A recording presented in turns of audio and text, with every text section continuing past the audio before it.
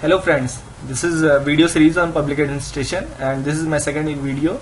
The topic is the scope of public administration. So first we will start with there are two views of scope. पहला view है past car view और दूसरा view है subject matter view. So past car view you can say that it's organizational theory view and subject matter view जो है वो organisation का जो प्रैक्टिकल एस्पेक्ट्स हैं उनके संबंध में होता है. तो ये दो तरह के स्कोप हैं पब्लिक एडमिनिस्ट्रेशन के. सो पास्ट कार्व जो है लुथर गुलिक ने दिया था, जिसमें ये एक्रोनिम है और सारे वर्ड्स का कुछ मीनिंग है. जैसे पी का मीनिंग है प्लानिंग, जो ऑर्गेनाइजेशन का जो फ्रेमवर्क होता है या आउटलाइन होता है उसको प्लान करना. ओ फॉर ऑर्गेनाइजेशन मतलब जो भी कमांड कंट्रोल का जो स्ट्रक्चर है उसको बनाना है. ऐसे स्टाफिंग हो गया कि आपको कम्पिटेंट पर्सन्स चाहिए काम करने के लिए. डी हो गया डायरेक्टिंग, मतलब आपको कमांड देना है, कंट्रोल करना अपने लोअर एम्प्लॉयज को. सीओ कोऑर्डिनेशन होता है. कोऑर्डिनेशन मतलब कि आप एज अ मैनेजर हो तो आपको डिफरेंट ब्रांचेस के बीच में कोऑर्डिनेट करवाना है, यानी कि इंटीग्रेशन लाना है, उन लोग के डिफरेंसेस सॉल्व करने हैं डिफरेंट प्रॉब्लम्स के. आर रिपोर्टिंग हो गया. रिपोर्टिंग मतलब कि सारी जो इन्फॉर्मेशन होती है किसी प्रोजेक्ट की वो सीनियर ऑफिसर्स तक जानी चाहिए और सीनियर ऑफिसर्स किसी वक्त चेक कर सकते हैं, इंस्पेक्शन कर सकते हैं.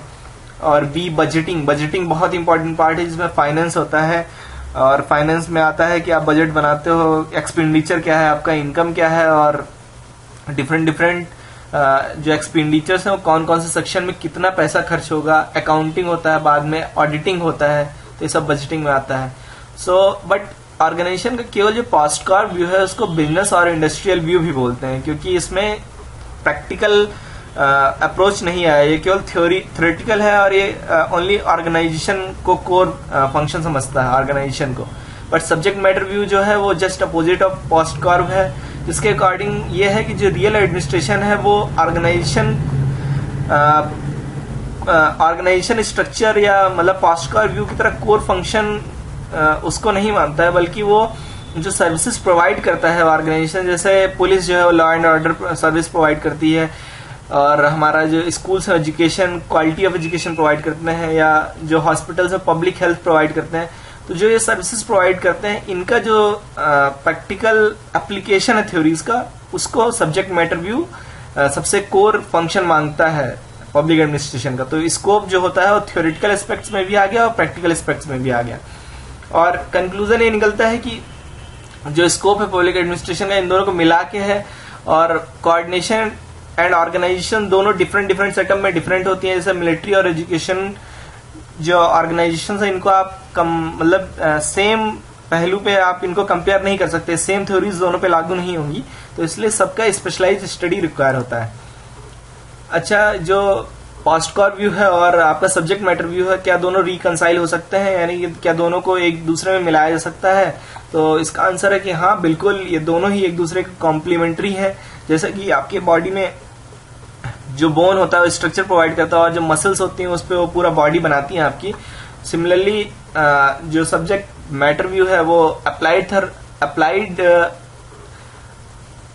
एडमिनिस्ट्रेशन है, और जो पास्ट कार व्यू है यानी ऑर्गेनाइजेशन थ्योरी है वो आपकी स्केलेटन है.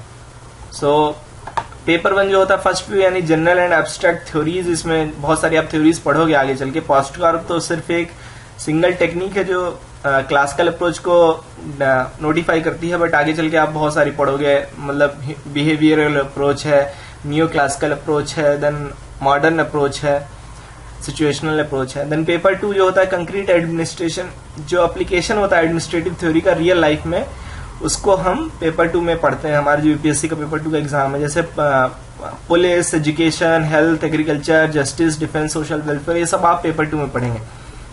अच्छा, जो अप्लाइड एडमिनिस्ट्रेशन उसका मेन फॉर्म्स क्या क्या है, जैसे पॉलिटिकल फॉर्म हो गया, executive legislature, cabinet form ministry होती है आपकी, जो ब्यूरोक्रेसी है, जो आप आईएएस आईपीएस है सब. लेजिस्लेटिव हो गया कि जो हमारा गवर्नमेंट है जो बिल्स बनाती है और डेलीगेटेड लेजिस्लेशन ब्यूरोक्रेसी को दे देती है. जैसे फाइनेंशियल है, बजटिंग हो गया, अकाउंटिंग हो गया, एग्जीक्यूशन हो गया, डिफेंसिव मिलिट्री एडमिनिस्ट्रेशन हो गया. ये सारे अप्लाइड एडमिनिस्ट्रेशन में ये सारे पार्ट्स आते हैं. एजुकेशनल फंक्शंस हो जाते हैं गवर्नमेंट के. सोशल में आता है food, housing, employment, social security.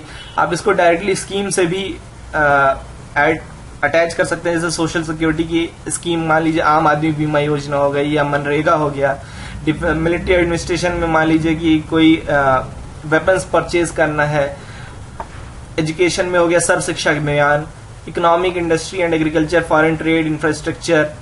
Economics में एग्रीकल्चर बहुत ही मस्ट है, जीडीपी में क्या कंट्रीब्यूशन है इसका, इंडस्ट्रीज का क्या कंट्रीब्यूशन है, फॉरेन ट्रेड कैसे होता है। Then foreign administration, international cooperation, diplomacy, India China relation कैसे चल रहे हैं, इंडिया जापान के बीच में क्या चल रहा है, हम एनर्जी सिक्योरिटी को कैसे अपना मेंटेन कर सकते हैं, कैसे हम न्यूक्लियर कोऑपरेशन बढ़ा सकते हैं।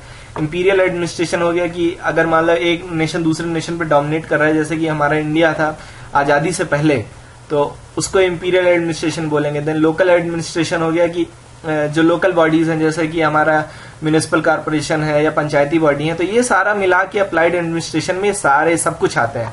और ये लिस्ट कोई एग्जॉस्टिव नहीं है, इसमें सब कुछ नहीं इंक्लूड है। जैसे आप इसमें पुलिस को किसी में इंक्लूड नहीं कर सकते हैं, तो इसलिए अप्लाइड एडमिनिस्ट्रेशन काफी वास्ट स्कोप रखता है। देन अगर जनरली हम देखें तो कुछ मतलब कैसे थ्योरी को प्रैक्टिकली अप्लाई करते हैं, जैसे कंपैरेटिव पब्लिक एडमिनिस्ट्रेशन है। इसमें डिफरेंट कंट्रीज की डिफरेंट फिलॉसफीज हैं, उनको उनके एडमिनिस्ट्रेशन को स्टडी किया जाता है और आपस में कंपेयर किया जाता है। जैसे activities and techniques of principal functional departments, जैसे डिफरेंट डिपार्टमेंट्स हैं, हेल्थ डिपार्टमेंट है, पीडब्ल्यूडी है, वाटर डिपार्टमेंट है, तो इन लोग का जो फंक्शनिंग है उसको हम स्टडी करेंगे। देन वेरियस लेवल्स पे, जैसे पंचायती लेवल हो गया, then state level, national level, तो उस पे क्या फंक्शंस है उसकी स्पेशलाइज स्टडी होनी चाहिए।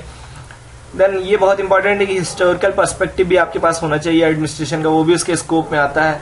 Then impact of one country over other, अगर इंपीरियल डोमिनेशन के कारण या ट्रेड के कारण या इकोनॉमिक कोऑपरेशन के कारण किसी भी कारण से एक कंट्री दूसरे को इफेक्ट कर रही है, तो वो भी स्टडी होनी चाहिए अप्लाइड एडमिनिस्ट्रेशन में। ये आजकल बहुत इंपॉर्टेंट, क्योंकि ग्लोबलाइजेशन का आजकल जमाना है। तो आपने ये देखा कि स्कोप में अप्लाइड एडमिनिस्ट्रेशन आता है एंड थ्योरेटिकल एडमिनिस्ट्रेशन आता है, और दोनों मिला के पूरा स्कोप ऑफ एडमिनिस्ट्रेशन को कवर करते हैं। Thank you very much.